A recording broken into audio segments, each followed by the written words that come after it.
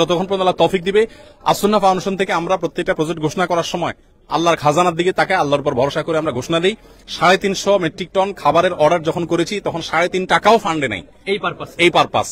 আগের বছরে কিছু টাকা আছে, এই বছরে নতুন 3.5 টাকাও আসে, অর্থাৎ এখন আমরা ঘোষণাই করি নাই। এই বন্যা কেন্দ্রিক কোনো ঘোষণার আগে অলরেডি আমাদের পার্চেসিং এর জন্য অর্ডার দিয়ে ফেলছে আল্লাহর ভরসা করে। এরপর আল্লাহ তাআলা আমাদেরকে নিরাশ করেন না, হয়ে যেতে থাকে। আর আমি সবসময় একটা কথা বলি, আসুন্নাহ ফাউন্ডেশন, অনেকে বলতে পারেন ভাই এত বড় স্কেলে কাজ করেন, টাকা আসে কোত্থেকে? আপনারা অবাক হবেন যে গত 24 ঘন্টায় 3 লক্ষের বেশি ডিলিংস হয়েছে, অর্থাৎ 3 লক্ষের বেশি ট্রানজাকশন হয়েছে। 3 লক্ষের বেশি মানুষ টাকা দিয়েছেন, কেউ 5 টাকা, কেউ 1 টাকা, কেউ 500 টাকা, কেউ 50,000, 1 লাখ টাকা।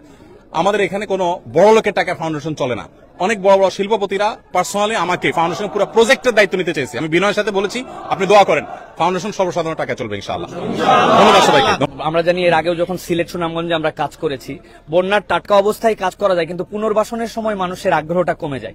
আর দ্বিতীয়ত যখন একটু বন্যা কমতে শুরু করে তখন যে মেডিকেল ক্রাইসিস হয়, এক্ষেত্রে ডাক্তারদের জন্য আপনার যদি কোনো পরামর্শ থাকে। মেডিকেল টিম আমরা ইনশাআল্লাহ গঠন করব, আমাদের প্ল্যান আছে, আর অনেকে করছেন, সেগুলো তারা করবেনই।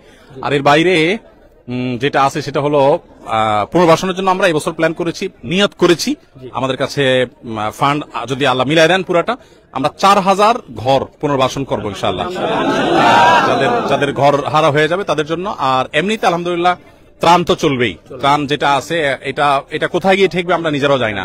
যতটুকু প্রয়োজন হবে আর যত